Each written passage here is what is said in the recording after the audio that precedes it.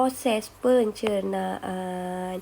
Sebelum kita discuss mengenai proses pencernaan, marilah kita mengenali struktur sistem pencernaan. Okey, saya nak pakai yang ni, so senang yang saya conteng. Saya cuba tulis secantik yang boleh, okey? Alright, so struktur pencernaan. Okey, bismillah. Okey, struktur sistem, short form pencernaan. Kita boleh pecahkan kepada 3. Pertama adalah salur alimentari. Kedua adalah kelenjar. Ketiga adalah organ lain. Okey, salur elementary ni sebenarnya dia bermula dari mana? Okey, salur elementary ni sebenarnya dia mula daripada mulut. Ni saya buat tulis macam ni tau. SA salur elementary. Ni salur elementary.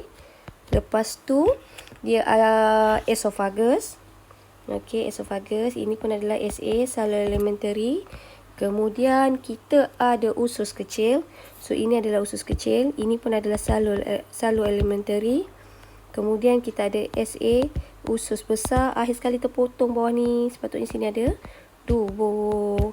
So salur elementary kita terdiri daripada tadi lagi sekali mulut,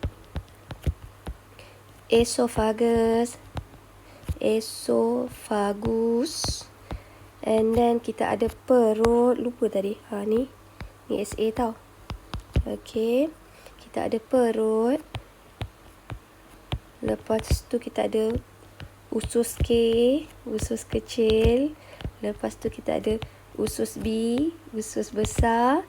And then akhir sekali adalah tubuh. Salur elementary ni adalah panjang dan berotot. Okey. Now, kemudian struktur sistem pencernaan ni terdiri daripada kelenjar. So kelenjar sebenarnya kita ada 3 jenis kelenjar. Satu adalah kelenjar ileum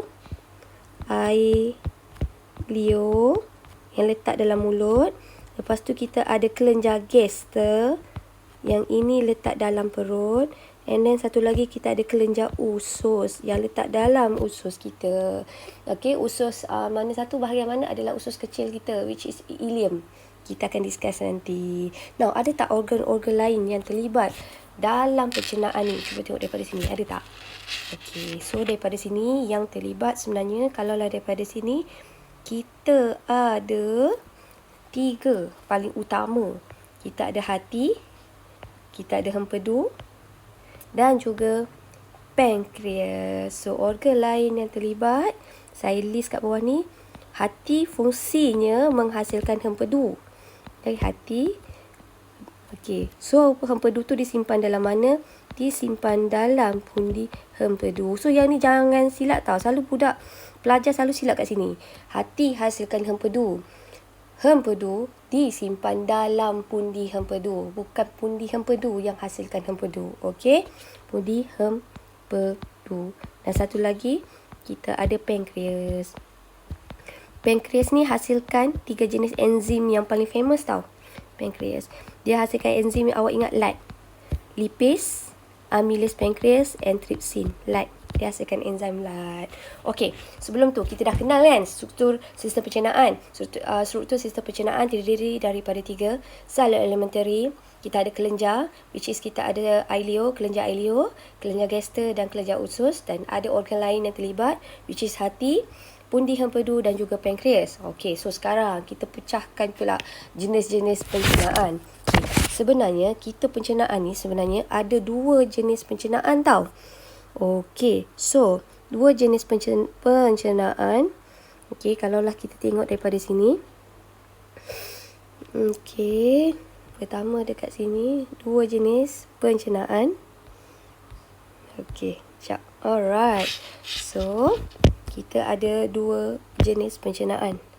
Sekejap. I have problem with this one. Okey, 2 jenis pencernaan. Okey, tak cantik ni. Right. Kita ada 2 jenis pencernaan. 2 jenis pencernaan. Pertama, kita kenali dia adalah sebagai pencernaan fizikal. Fizikal ni dia hanya melibatkan saiz berubah daripada besar menjadi kecil. Okey, so dia melibatkan mengunyah, pengunyahan, dan satu lagi adalah peristalsis. Okey, ni fizikal tau. Satu lagi pencernaan kita kenali dia adalah sebagai kimia. Kalau kimia dia melibatkan apa? Dia melibatkan enzim. Okey. So sekarang kita nak tengok journey perjalanan. Orang kata kita nak bayangkan perjalanan makanan. So awak bayangkan kalau tajuk yang ni awak kena ada imaginasi. So bayangkan awak ada nasi. Dalam nasi tu katakanlah nasi lauk dia ikan goreng. Okey, so nasi adalah karbohidrat, ikan adalah protein. Bila kita goreng dengan minyak dia ada lemak, lipid. Okey, so bayangkan awak suap nasi dalam mulut. So, awak suap nasi dalam mulut. Okey, mula apa yang bertindak balas kat situ? Okey, kita akan discuss tau. Alright. So, dekat mulut kita tadi, kita dah discuss. Dekat mulut kita ada kelenjar air liur. Kelenjar air liur ni akan menghasilkan, orang kata, air liur. Dalam air liur tu, kelenjar air liur akan rembes air liur. Dalam air liur ni ada enzim amilase air liur. Saya buat AL enzim amilase air liur. Okey, so enzim amilase air liur ni nanti dia akan bertindak balas dengan mana? Dia akan bertindak balas dengan kanji. So enzim amilase ni buat apa? Dia akan, katakanlah nasi awak makan tu, kanji ni nanti akan menghalangi hidrolisis. Sebab tu saya letak H2O di sini. Okey, dia akan dipecahkan menjadi maltosa. Tapi ni belum ringkas lagi kan? So ini kerja siapa? Ini kerja enzim amilase air liur.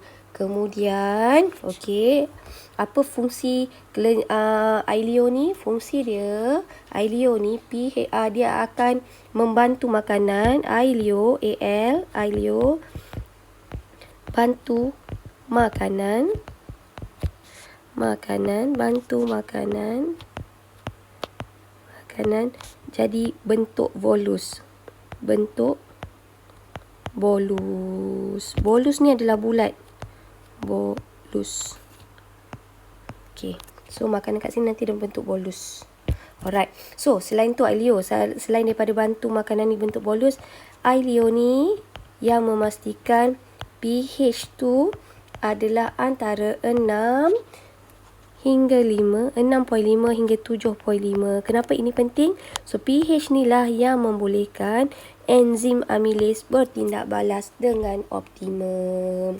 Okey. So bayangkan tadi nasi tu yang awak makan, okey, dia dah mengalami pencernaan fizikal. Pencernaan fizikal ni maksudnya nasi tu dah jadi saiznya lebih kecil. Okey, lepas tu dekat mulut ni berlaku tak pencernaan kimia? Berlaku. Tapi untuk makanan jenis apa? Untuk makanan jenis karbohidrat sahaja. Masa ni bayangkan nasi yang awak makan dah menjadi maltosa. Kemudian nasi yang ada ikan goreng tu nanti dia akan membentuk, dia akan jadi bulat yang kita panggil dia sebagai bolus. So bolus ni akan bergerak pergi mana? Ni dah sudah tahu, number 1 dah sudah. Bolus tu akan bergerak ke esofagus. Di esofagus ni apa pula jadi? Di esofagus ni berlakunya proses peristalsis ni masuk yang mana satu? Pencernaan fizikal ke pencernaan mekanikal? Ada tak dia melibatkan enzim? Tak ada kan? So kalau tak melibatkan enzim, proses peristalsis ni adalah pencernaan fizikal. Okey, dah sudah. Lepas tu dia pergi mana? Okey, nombor 3, destinasi makanan awak. Yang ketiga, dia berhenti kat mana? Dia berhenti di perut. So kita nak discuss apakah yang ada di perut. Perut kita, lapisan perut kita sebenarnya dilapisi oleh satu jenis sel yang kita panggil dia sebagai sel epithelium. So perut ni dilapisi oleh sel epithelium. Sel epithelium ni dah mengalami modified tau, pengubah suaian tau, special sikit. So sel epithelium ni sebenarnya ada 3 jenis tau. Alright, sel epithelium kita boleh pecahkan kepada 3 jenis. Dia ada sel utama, saya buat pendek je tahu. Sel utama. Dia ada sel parental, and then dia ada sel mucus. Kalau sel mucus ni apa? Dia rembeskan mukus lah, ni senang. Dia rembeskan mukus. Mucus ni adalah lendir. Lepas tu kalau sel utama buat apa? Dia hasilkan pepsinogen. Pepsinogen adalah sejenis enzim, tapi enzim ni belum aktif. Pepsinogen. Kalau parental hasilkan apa? Dia hasilkan asid hidroklorik, HCl. Pepsinogen ni bila bertindak balas dengan asid hidroklorik ni, barulah dia membentuk, saya tulis sini pepsin, enzim pepsin. Enzim pepsin ni yang aktif, yang boleh menukarkan protein menjadi polipeptida. So maksudnya pepsin ni yang akan tukar nasi yang ada ikan tu tadi. Dalam ikan ada protein kan. So pepsin ni fungsi dia akan tukar protein. Okey, ini sebab proses hidrolisis kan. So dia melibatkan molekul air. Dia akan menjadi polipeptida.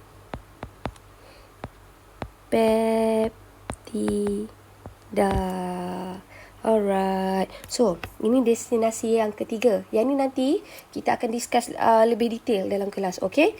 Now, destinasi makanan kita. Cuba bayangkan, nasi tadi dah ada orang kata nasi tu tadi yang ada ikan. Okay, nasi dah berubah menjadi maltosa. Okay, ikan tu dah berubah menjadi polipeptida. Okay, so apakah fungsi asid hidroklorik? Tadi kita dah cakap kan, sel parental, sel epithelium jenis parental, okay, dia akan menghasilkan asid hidroklorik. Apakah fungsi asid hidroklorik? Fungsi asid hidroklorik adalah memastikan perut tu dalam pH 1.5 hingga 2. So asid hidroklorik ni pH dia adalah antara 1.5 hingga 2. Kenapa dia mesti pH dia sangat berasid? Okey, ini adalah untuk memastikan pepsin boleh bertindak balas dengan optimum. Tadi awak bayangkan nasi tu tadi dia masuk sini kan. Bila nasi ni masuk dalam ni, dalam perut, masa dekat sini tindak balas enzim, okey, tindak balas enzim amilase akan terhenti tau. Okey, so kat sini enzim amilase, okey, akan terhenti sebab enzim amilase ni tak boleh terlampau berasid. So, selainlah fungsi asid hidroklorik ni, fungsi dia untuk memastikan pH sangat berasid untuk tindak balas enzim pepsin. Kenapa perut kita berasid? Perut kita berasid adalah untuk membunuh sebenarnya bakteria. So, perut kita ni sebenarnya dia terlibat dalam mekanisme pertahanan badan kita yang pertama tau, yang kita akan belajar nanti. Okay, so fungsi asid hidroklorik ada 3. Pertama adalah memastikan pH antara 1.2 hingga 2 untuk memastikan tindak balas enzim pepsin adalah optimum. Kedua adalah untuk menghentikan tindak balas enzim amilase. Ketiga adalah untuk membunuh bakteria. So, apakah fungsi mukus? Awak nampak kat sini kan, kalau sel mukus menghasilkan mukus kan. Fungsi mukus ni sebenarnya adalah melindungi dinding perut daripada tindakan asid hidroklorik. So, senang kata macam mana perut kita tak terhakis dengan teruk, tak terhakis, masih lagi maintain disebabkan mukus. Mukus menjadi protection daripada perut tu bertindak balas. Daripada asid hidroklorik tu bertindak balas dengan perut. Macam mana orang jadi gastrik? Okey, tu kita akan discuss later. Alright, so bayangkan makanan dah sampai perut kan. Lepas tu awak teka, makanan akan pergi mana? Okey, makanan akan pergi kat sini pula tau. Sekejap saya cuba. Dan alright. Okey, so makanan ni kita tengok kat sini pula. Dia akan pergi ke tempat yang ni. Dia akan sampai kat sini. Bahagian dekat sini ni kita kenali dia adalah sebagai duodenum. Masa ni makanan ni bila lalu duodenum, makanan ni dalam bentuk kim. Tadi yang ni dalam bentuk bolus kan? Ini dalam bentuk bolus. Okey, yang ini pula daripada perut, okey, pergi ke duodenum. Ini adalah dalam bentuk kim. Apakah itu kim? Kim sebenarnya kita nak cakap makanan tu adalah separa cair. makanan tu dah tukar menjadi separa cair yang kita kenali dia sebagai kim. So dekat duodenum. Dekat duodenum ni kita nak bayangkan duodenum ni tak boleh hasilkan enzim. Jadi dia perlukan asisten. So dalam kes ni siapakah yang banyak tolong duodenum? Yang banyak tolong duodenum sebenarnya adalah pankreas, hati dan juga pundi empedu. Tapi banyak tolong sebenarnya hati. So duodenum, awak bayangkan apakah fungsi hati? Sebelum tu kita tengok sini. Apakah fungsi hati? Tadi kita dah kata hati tu fungsi dia adalah hasilkan empedu. Okey, apakah fungsi empedu? Fungsi empedu ni sebenarnya dia adalah untuk menetralkan kim. Kim kan tadi dari perut kan? So perut berasid kan? So bila dia masuk duodenum dia akan neutralkan. Sebab dekat sini pH-nya adalah lebih kurang 7.6 hingga 8.6. So fungsi dia apa? Fungsi empedu ni nanti dia akan emulsikan lemak jadi titisan lemak. Apakah maksud emulsi? Maksud emulsi, bayangkan lemak tu besar macam ni. Besar, bila mengalami emulsi dia akan jadi titisan kecil begini. Tu kita panggil dia emulsi. Daripada saiz besar dia akan pecah menjadi kecil, ataupun kita kadang-kadang kita panggil dia sebagai membaurkan. Okey, so itu adalah fungsi hati. Fungsi hati menghasilkan empedu. Apakah fungsi empedu? Fungsi empedu adalah untuk mengemulsi atau membaurkan lemak. Apakah maksud baur atau emulsi? Maksud baur atau emulsi adalah menjadikan lemak tu menjadi titisan lemak. Kenapa mesti jadi titisan lemak? Bila dah jadi titisan lemak, barulah senang enzim bertindak balas. Okey. So sekarang kita dah cerita hati. So kita akan cerita pula pasal pankreas. Saya cuba tulis sini pankreas So fungsi pankreas. Okey. Right, saya cuba padam dulu fungsi pankreas. Okey, padam. Okey. Right. So fungsi pankreas dekat sini, pankreas akan menghasilkan jus pankreas. Dia hasilkan jus pankreas. Dalam jus pankreas, dia akan menghasilkan 3 jenis enzim. Kita ada enzim lipase. Kita ada enzim amylase pankreas. Amylase P saya panggil. Amylase P.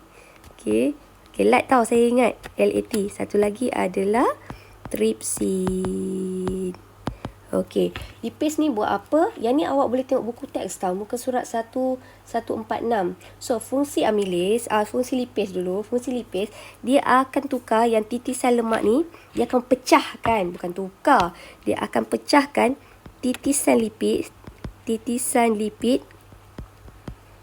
ni, sebab hidrolisis kena letak H2O tau, menjadi asid lemak Al dan juga glycerol. Kalau amylase, bayangkan mungkin ada nasi yang tadi tak tercerna. Fungsi nasi ni dia akan memecahkan. Keyword dia jangan guna perkataan tukar, nanti tak dapat markah. Dia akan memecahkan kanji, mesti letak air sebab ni hidrolisis. Tambah H2O, dia akan jadi maltosa. Kalaulah tripsin, tadi kan dia dah jadi polipeptida kan? Cuba bayangkan tadi kat perut, mana perut kita? Perut. Ni polipeptida kan? Disambung tau. Dekat sini pula, fungsi tripsin, polipeptida. Ni polipeptida. Peptida tak cukup ni. Polipeptida tambah dengan air. Ini sebab ni adalah proses hidrolisis. Dia akan menjadi dipeptida. Peptida. Poli lagi panjang tau. Poli is like this. Panjang. Okay, kalau peptida dah pendek. Okay, so ingat, jus pankreas menghasilkan 3 jenis enzim. Okay, enzim tu kita kenali dia sebagai LAT. Lipase, amylase dan juga tripsin. Okay, ini adalah destinasi yang keberapa ni?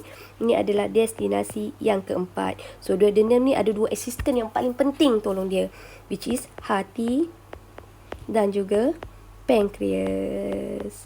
Kalaulah tak ada hati, tak ada pankreas, duodenum ni tak boleh nak cernakan makanan. Dan pencernaan akhir sekali akan berakhir di mana? Pencernaan kita akan berakhir di ileum. Okey. Nah, apakah yang jadi di ileum? Okey, yang ni saya terus pergi ke sini. Di ileum. Okey.